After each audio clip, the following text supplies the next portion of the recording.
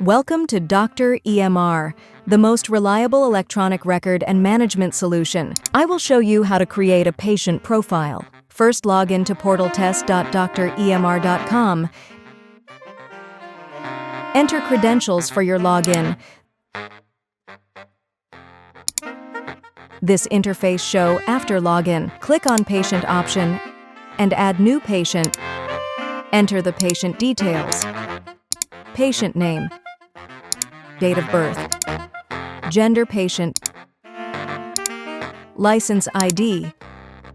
Marshal status of patient nationality. And billing note. Enter the patient contact details. Patient address. Patient city, town, patient mobile number. Home, phone number of patient. Email address. Emergency phone number. Emergency contact. Then we go for provider option, put provider/doctor name, referring.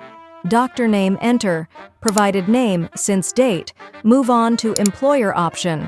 Enter occupation company, name manager name company, address company, phone number.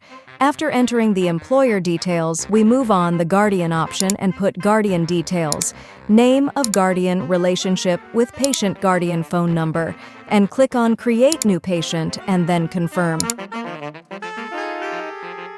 Here you check the patient's details are feed with patient name. Thank for watching.